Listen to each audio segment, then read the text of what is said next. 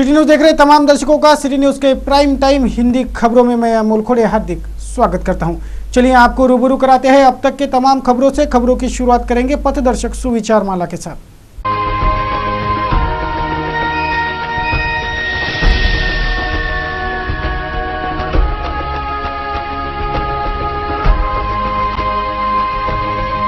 जीने की राह के बाद अब रूबरू होते हैं खबरों के श्रृंखला से। देखते हैं बुलेटिन की हेडलाइंस। शनिवार को गन गन गनात बोते का गजर रहा समूचे अंबा नगरी में। धूमधाम से मनाया गया संत गजानन महाराज का प्रगट दिन महोत्सव। भव्य दिव्य शोभा यात्राएं और महाप्रसाद समारोह के हुए आयोजन।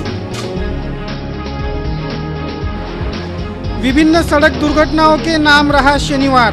एक के बाद एक सड़क दुर्घटनाएं दर्ज करनी पड़ी महकमे को। चरमराई यातायात है सड़क दुर्घटनाओं की मुख्य जड़। सिटी न्यूज चैनल ने सर्वप्रथम जाहिर किया लोकसभा चुनाव 2014 का संभावी कार्यक्रम। महाराष्ट्र में 2 चरणों में मतदान। 20 और 27 अप्रैल को चुनावी मतदान प्रक्रिया होने की है संभावना। चुनाव आयोग की अंतिम मुहर लगना है बाकी।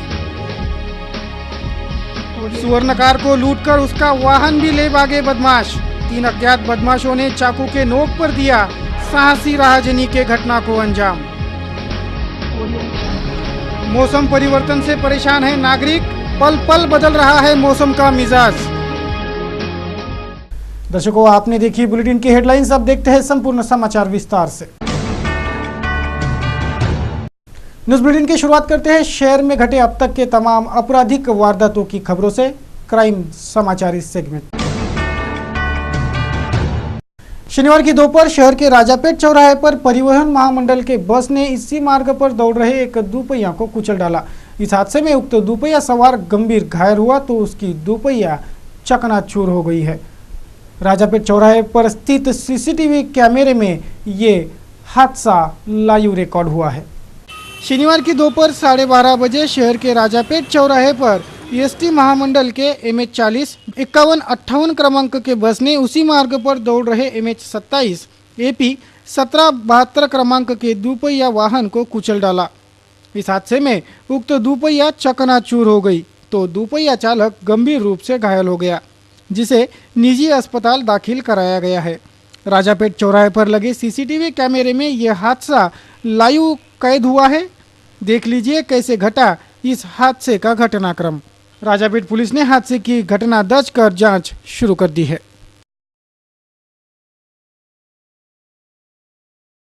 गाड़गीनगर पुलिस थाना क्षेत्र के शिवाजी कृषि महाविद्यालय के सामने 3 अज्ञात बदमाशों ने भाजी बाजार इलाके स्थित खरकाड़ीपुरा निवासी सुवर्णकार राजेश लक्ष्मण लोंडे को लाखों से लूट लिया। राजेश लोंडे का नांदगांव पेठ में ज्वेलरी शॉप है। विगत रात जब वे दुकान बंद कर लौट रहा था तभी 3 अज्ञात बदमाशों ने उसे घटनास्थल पर रोककर राजेश की MH27 AT 751 क्रमांक की दुपहिया और इस दुपहिया के डिक्के में रखी 1.25 लाख रुपयों की नगद राशि लूट ली। शस्त्रों के नोक पर इस 3 शातिरों ने इस साहसी राहजनी की घटना को अंजाम दिया। गाड़गीनगर पुलिस इस साहसी राहजनी के आरोपियों की तलाश में है। चलिए बढ़ते हैं बुलेटिन में आगे। अब करेंगे शहर के राजनीतिक, सामाजिक और अन्य सम्मिश्र खबरों की समीक्षा। लोकसभा चुनाव 2014 की सरगर्मियां तेज हो रही है। समूचा देश चुनावी तिथि जाहिर होने की प्रतीक्षा कर रहा है और सभी के उत्सुकता को पूर्ण विराम लगाने सिटी न्यूज जाहिर कर रहा है लोकसभा 2014 का संभावी कार्यक्रम। सबसे पहले सिर्फ सिटी न्यूज पर आइए आपको बताते हैं कब होगा लोकसभा चुनाव। पूरे देश भर में लोकसभा चुनाव 2014 की सरगर्मियां तेज है।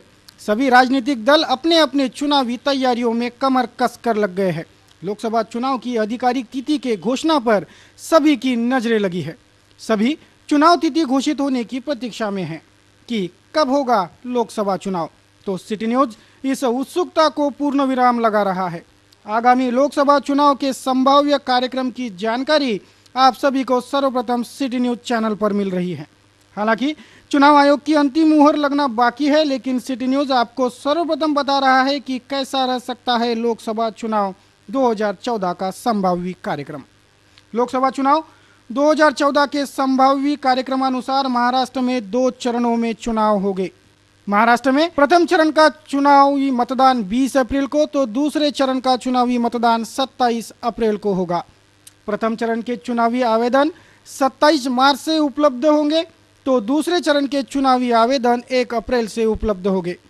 4 और 10 अप्रैल को प्रथम और दूसरे चरण के चुनावी आवेदन पत्रों की जांच होगी और आवेदन पत्र पीछे लेने की तारीख होगी 6 और 12 अप्रैल।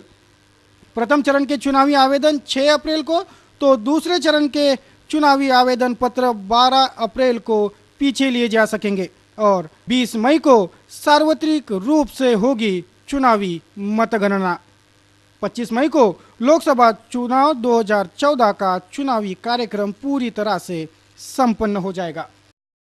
हालांकि इस संभाव्य चुनावी कार्यक्रम पर चुनाव आयोग की अंतिम मुहर लगना बाकी है, लेकिन आपको बता दें कि सिटी न्यूज चैनल पर अभी जो आपने संभावित चुनावी कार्यक्रम देखा है वही 100% सच साबित होगा। चुनाव एनालिसिस रिपोर्ट के लिए ब्यूरो टीम की रिपोर्ट, सिटी न्यूज।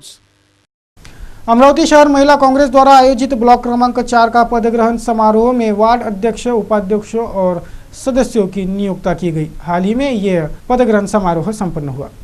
शुक्रवार की शाम भाजी बाजार में अमरावती शहर महिला कांग्रेस द्वारा आयोजित ब्लॉक क्रमांक 4 का पदग्रहण समारोह संपन्न हुआ। विधायक राव साहब शेखावत की अध्यक्षता में संपन्न हुए इस समारोह में कांग्रेस शहर अध्यक्ष संजय अकर्ते, महिला कांग्रेस अध्यक्षा अर्चना सवई, वसंतराव सावरकर, युवक कांग्रेस अध्यक्ष राजाभाऊ बांगड़े, शहर के सभी ब्लॉक अध्यक्ष, महिला कांग्रेस की पदाधिकारीगण आदि उपस्थित थी।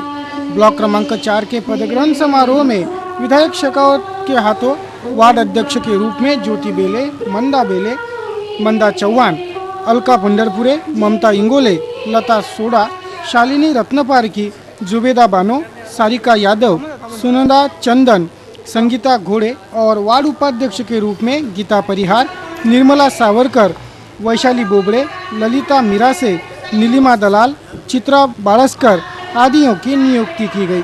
कुंदा विजय अनासाने ने इस समारोह में मान्यवरों की उपस्थिति में ब्लॉक क्रमांक 4 की ब्लॉक अध्यक्षा के रूप में पदभार स्वीकारा।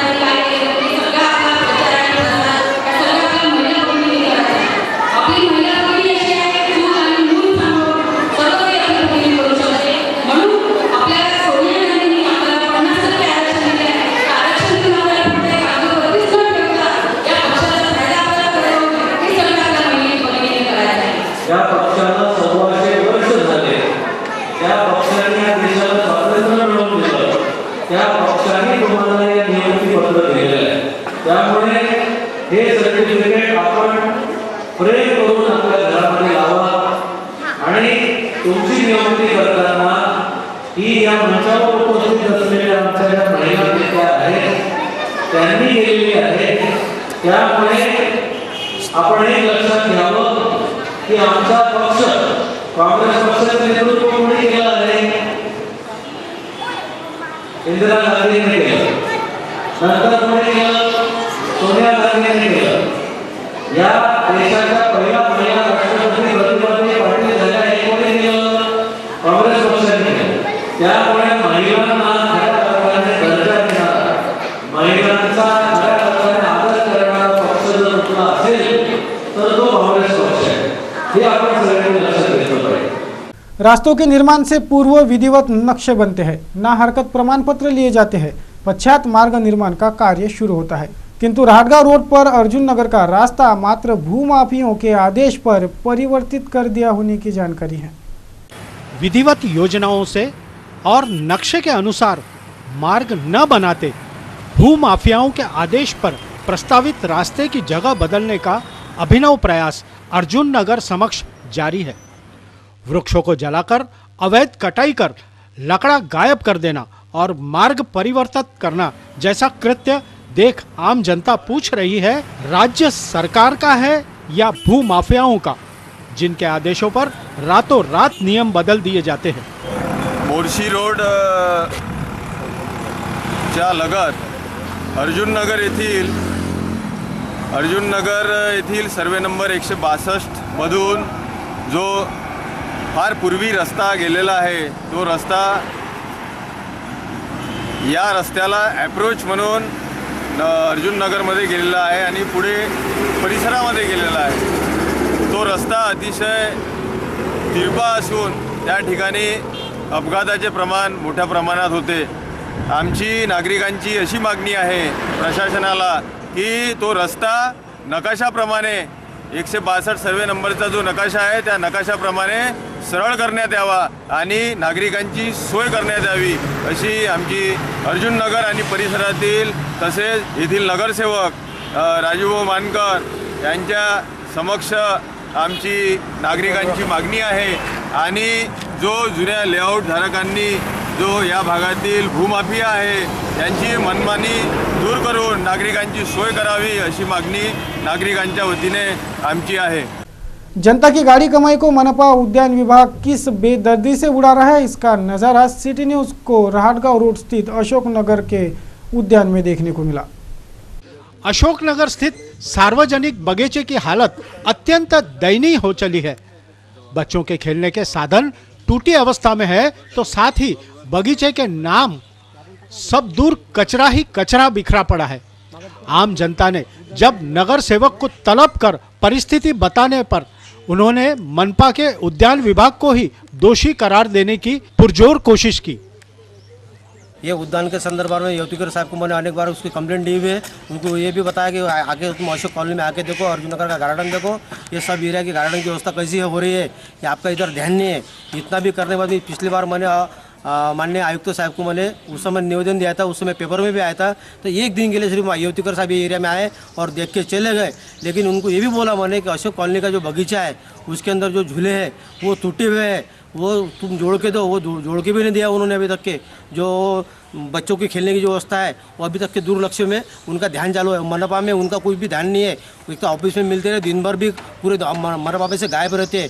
अशोक कॉलोनी अर्जुन नगर के गार्डन के मेंटेनेंस के संदर्भ में उनको मैंने अनेक बार वहाँ पे जाके मिला और बोला भी, जितने बार मिले उतने बार यही विषय हुआ मेरा कि अशोक कॉलोनी का और अर्जुन नगर के बगीचे का क्या हुआ भाई। बगीचे के अंदर अर्जुन नगर के बगीचे के अंदर कचरा पड़ा रहता, वो सफाई होती नहीं, काम बराबर चल नहीं रहा है। वहाँ पे चौकीदार की आवश्यकता है, चौकीदार वहाँ पे रखा नहीं गया अर्जुन नगर के बगीचे के अंदर।